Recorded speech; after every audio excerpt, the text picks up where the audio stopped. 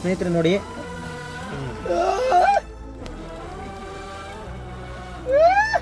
ಒಂದು 30-35 ವರ್ಷ ವಯಸ್ಸಿನವ್ರಂಗೆ ಕಾಣ್ತಾರೆ.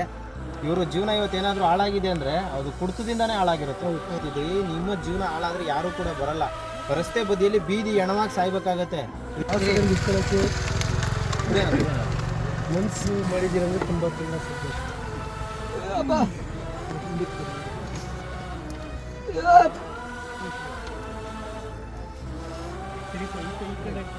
ಮುಂದಕ್ಕೆ ಬರಲಿ,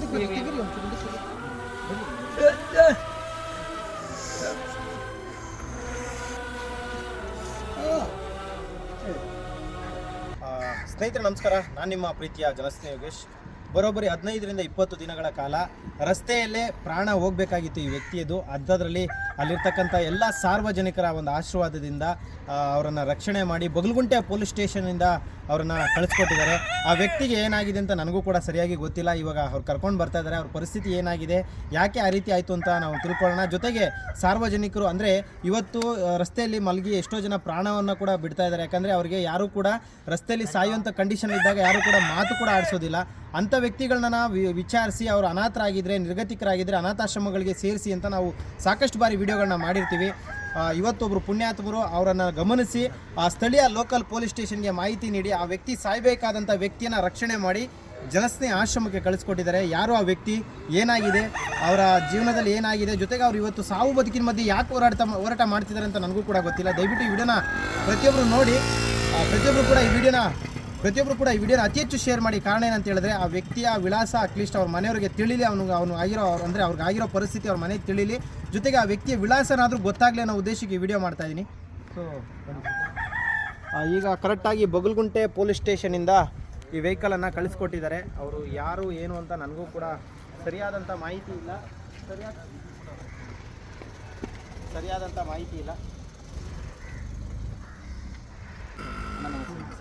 ಚೆನ್ನಾಗಿದ್ದೀರಾ?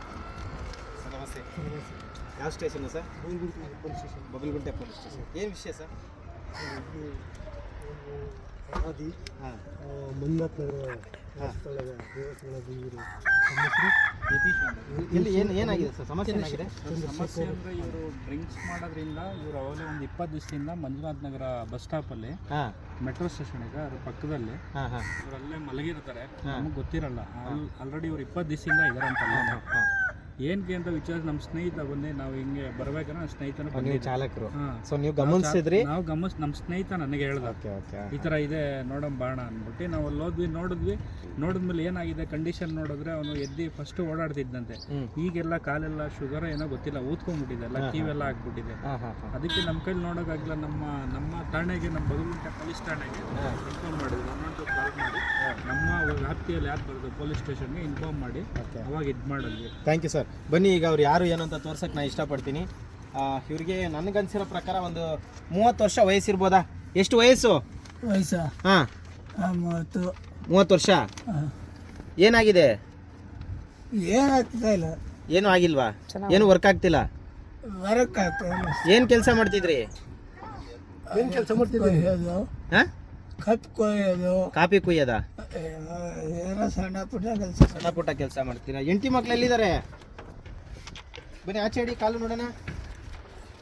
ಕಾಲು ಆಚೆ ಇಡಿ, ಕಾಲು ಈ ಕಡೆ ಎತ್ತಿಡಪ್ಪ. ಸ್ನೇಹಿತರೆ ನೋಡಿ,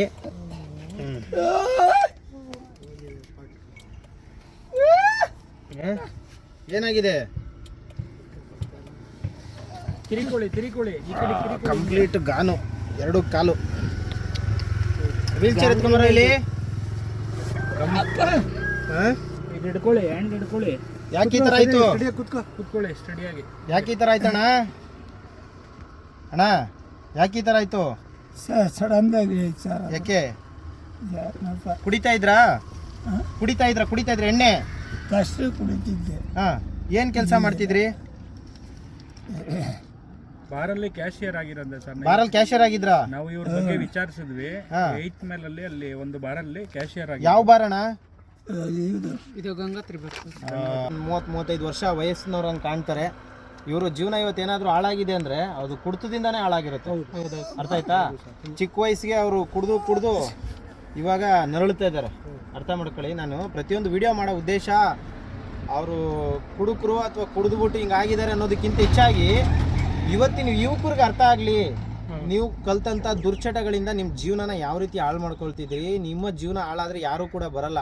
ರಸ್ತೆ ಬದಿಯಲ್ಲಿ ಬೀದಿ ಹೆಣವಾಗಿ ಸಾಯ್ಬೇಕಾಗತ್ತೆ. ಇನ್ನೊಂದಿನ 2 ದಿನ ಹೋಗಿದ್ರೆ ಆ ವ್ಯಕ್ತಿ ಪರಿಸ್ಥಿತಿ ಕೂಡ ಅದೇನೆ. ಕುಡಿತ ಚಟೆ ಹೊರತು ಹೊಟ್ಟೆಗಂತೂ ಅನ್ನ ಆಹಾರ ಸೇವನೆ ಇಲ್ಲ, ಊಟ ಅಂತ ಮಾಡಲ್ಲ, ಸೇವನೆ ಮಾಡಿಲ್ಲ ಅವನು. ಅದಕ್ಕಾಗಿ ಇಷ್ಟು ಅಲ್ಲ ಇವಾಗ ಇಂಥ ಯುವಕರು ಈ ಥರ ಹಾಳಾಗ್ತಿದ್ದಾರೆ ಸರ್, ಅವ್ರಿಗೆ ಏನು ಹೇಳಕ್ಕೆ ಇಷ್ಟಪಡ್ತೀರಾ ನೀವು? ಅಂದರೆ ಇದೊಂದು ಮೆಸೇಜ್ ಆಗಿರಲಿ ಜನಕ್ಕೆ. ನಾವು ಹೇಳೋದೇ ಒಂದೇ ಸರ್, ಇದೇ ತರ ಕುಡಿದು ಇದು ಮಾಡಕ್ಕಿನ ಇವ್ರನ್ನ ಹೆಚ್ಕೊಂಡು ಇವ್ರ ಫ್ಯಾಮಿಲಿ ಇರುತ್ತೆ, ಇವ್ರ ತಂದೆ ತಾಯಿ ಇರ್ತಾರೆ, ಅವ್ರನ್ನ ನೋಡ್ಕೊಳೋದಾರೆ. ಅವರು ಇಷ್ಟೆಲ್ಲ ಕಷ್ಟಪಟ್ಟು ಬೆಳೆಸಿರ್ತಾರೆ.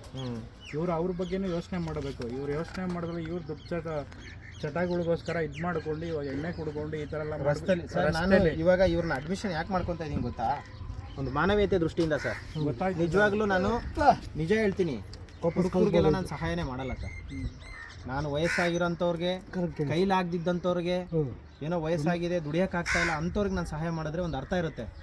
ಇಂಥ ವ್ಯಕ್ತಿಗಳಿಗೆ ನಾವು ಸಹಾಯ ಮಾಡೋಕ್ಕೆ ನಾನು ಇಷ್ಟನೇ ಪಡಲ್ಲ. ಕಾರಣ ಏನಂದರೆ ಅವರ ಪರಿಸ್ಥಿತಿ ಹದಗೆಟ್ಟಿದೆ. ಇವತ್ತು ಒಂದು ತುತ್ತು ಅನ್ನ ತಿನ್ನೋಕ್ಕೂ ಅವ್ರ ಕೈಲಿ ಆಗಲ್ಲ. ಅವ್ರು ಮಾಡಿದಂಥ ತಪ್ಪು ಅವ್ರಿಗೆ ಅರ್ಥ ಆಗಿರ್ಬೋದು ಅಂತ ನಾನು ಅನ್ಕೋತೀನಿ. ಆ ಕಾರಣಕ್ಕೆ ಆಶ್ರಯ ಕೊಡ್ತೀನಿ. ಇಟ್ಕೊಳ್ಳೋಕ್ಕೆ ಮನಸ್ಸು ಮಾಡಿದ್ದೀರಂದ್ರೆ ತುಂಬ ತುಂಬ ಸಂತೋಷ.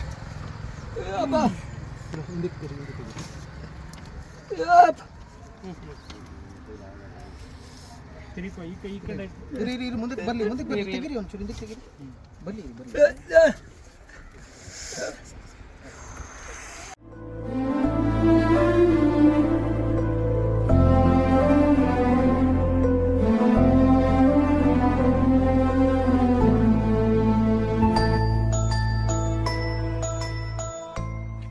ಜನ ಬದಲಾಗಲಿ, ಜಗತ್ತು ಬದಲಾಗಲಿ ಅಂತ ನಾವು ನಮ್ಮ ಪ್ರಯತ್ನ ನಾವು ಮಾಡ್ತಾನೇ ಇದ್ದೀವಿ. ಎಷ್ಟೋ ಜನ ವಿಡಿಯೋಗಳನ್ನ ನೋಡಿ ಬದಲಾಗ್ಬೋದು, ಬದಲಾಗ್ದೇನೂ ಇರ್ಬೋದು, ನನಗೆ ಗೊತ್ತಿಲ್ಲ. ನೀವು ಅವ್ರ ಕಷ್ಟನ ಒಂದು ಸತಿ ಗಮನಿಸಿ, ಒಂದೇ ಒಂದು ಸತಿ ನೀಟಾಗಿ ಅವರ ಪರಿಸ್ಥಿತಿನ ನೋಡ್ಕೊಳ್ಳಿ. ದಯವಿಟ್ಟು ಯುವಕರಲ್ಲಿ ಮನವಿ ಮಾಡ್ಕೊತೀನಿ, ದಯವಿಟ್ಟು ಯಾರು ಕೂಡ ದುರ್ಚಟಗಳಿಗೆ ಬಲಿಯಾಗಬೇಡಿ. ನೀವು ಚಿಕ್ಕ ವಯಸ್ಸಲ್ಲೇ ಕುಡಿದು ನಿಮ್ಮ ಜೀವನ ಹಾಳು ಮಾಡಿಕೊಂಡು ಫ್ಯಾಮಿಲಿನೂ ದೂರ ಮಾಡಿ, ಕೊನೆಗೆ ಹೆಂಡತಿ ಮಕ್ಕಳು ನಂಬಿ ಬಂದವ್ರಿಗೂ ಕೂಡ ಮೋಸ ಮಾಡಿ ಅವ್ರನ್ನೂ ಕೂಡ ಅವ್ರ ಜೀವನನೂ ಸರಿಯಾಗಿಲ್ದಲ್ಲ ಇವತ್ತು ಬೀದಿ ಪಾಲಾಗ್ತಾರೆ ಎಷ್ಟೋ ಜನ. ಇವತ್ತು ಆ ಯಪ್ಪನ ಪರಿಸ್ಥಿತಿ ಯಾರಿಗೂ ಬರಬಾರ್ದು ಅಂತ ನಾನು ಹೇಳೋಕ್ಕೆ ಇಷ್ಟಪಡ್ತೀನಿ. ಬಗಲ್ಗುಂಟೆ ಪೊಲೀಸ್ ಸ್ಟೇಷನಿಂದ ಕಳಿಸ್ಕೊಟ್ಟಿದ್ದಾರೆ ಸರ್. ನಮ್ಮ ಆಶ್ರಮದ ಬಗ್ಗೆ ತಾವೇನು ಹೇಳೋಕ್ಕೆ ಇಷ್ಟಪಡ್ತೀರಾ? ನಿಮ್ಮ ಆಶ್ರಮದ ಬಗ್ಗೆ ತುಂಬ ತುಂಬ ಸಂತೋಷ, ತುಂಬ ಒಳ್ಳೆಯ ಸಿಹಿ ಸುದ್ದಿ. ಇದು ಇಂಥ ರುದ್ರಗಾಲದಲ್ಲೇ ಯುವಕರಿಗೂ ಇಂಥ ಕುಡುಕರಿಗೂ ಒಂದು ಆಶ್ರಯ ಕೊಟ್ಟು ಒಂದು ಸಹಾಯ ಮಾಡ್ತಾ ಇದ್ದೀರಂದರೆ ತುಂಬ ತುಂಬ ಸಂತೋಷ. Thank you. ತಾವೇನು ಹೇಳೋಕ್ಕೆ ಇಷ್ಟಪಡ್ತೀರಾ ಸರ್? ನಮ್ಮ ಅಭಿಪ್ರಾಯ ಏನಂದರೆ, ಇನ್ನು ಮುಂದಕ್ಕಾದರೂ ಕುಡುಕರಿಗೆ, ಎಣ್ಣೆ ಕುಡಿಯೋರ್ಗೆ ಒಂದು ಬುದ್ಧಿ ಕಲಿಬೇಕು. ಹೆಂಡತಿ ಮಕ್ಳಿರೋರಿಗೆ ನಮ್ಮದು ಅದೊಂದು ಸಂಸಾರ, ಹೆಂಡತಿ ಮಕ್ಳವ್ರು ಅನ್ನೋದು ಅವ್ರ ಮುಂದಕ್ಕಾದರೂ ಅವರಾದ್ರೂ ಬುದ್ಧಿ ಕಲಿಬೇಕು. ಅವ್ರಿಗಾದ್ರೂ ಒಂದು ಸಂಸಾರ, ಫ್ಯಾಮಿಲಿ ಮ್ಯಾನ್ಗಳಿಗೊಂದು ಒಂದು ದಾರಿ ಆಗಬೇಕು. ಹೇಗಿದೆ ಸರ್ ನಮ್ಮ ಆಶ್ರಮ? ತುಂಬ ಚೆನ್ನಾಗಿದೆ ಸರ್. ಏನು ಹೇಳ್ತೀನಿ? ತುಂಬ ಸಂತೋಷ ಆಯಿತು. Thank you sir. ನೀವೇನು ಹೇಳ್ತೀರಿ ಸರ್? ಬಗ್ಗೆ ಹೇಳ್ಕೊಳಂಗೆ ಏನಿಲ್ಲ, ಆದರೂ ಸರಿ ಕೇಳ್ಕೊಂಡಿದ್ದೀವಿ ಸರ್. ಅಲ್ಲಿ ವಿಡಿಯೋಗಳು ನೋಡಿದೆ. ನಾನು ಯಾವತ್ತೂ ಬರಬೇಕು ಅಂದ್ಕೊಂಡಿದ್ದೆ, ಆಶ್ರಮಕ್ಕೆ ಬರಬೇಕು, ನನ್ನ ಕೈಲಾಗಿ ನಾನು ಸಹಾಯ ಮಾಡಬೇಕು. ನಿಮ್ಗೆ ಇನ್ನೊಂದಿದೆ, ನಾನು ಆಮೇಲೆ ಹೇಳ್ತೀನಿ. ನನ್ನ ಕೈಲಾಗಿ ಹೆಲ್ಪ್ ಮಾಡಬೇಕು ಅನ್ನೋದು ನನ್ನ ಉದ್ದೇಶ ಇತ್ತು.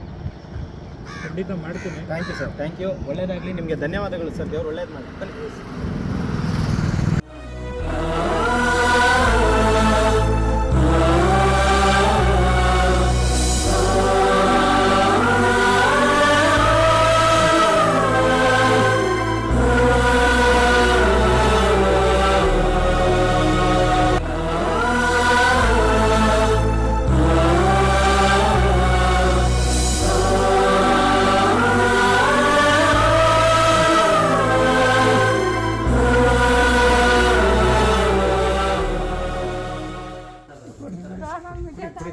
ಕುಡೀರಿ, ನಿಮ್ಮ ಕೈ ಮಾಡೋಗುತ್ತೆ. ಒಂದು ಎಷ್ಟೊತ್ತಾದ್ರು ನೀರು ಕೊಟ್ಟಿದ್ದೀವಿ, ಕೇಳು. ಸಗನಂಚೂರು ಊಟ ಮಾಡ್ತೀರಾ? ಒಂಚೂರು ಊಟ ಮಾಡ್ಕೊಸ್ತೀವಿ.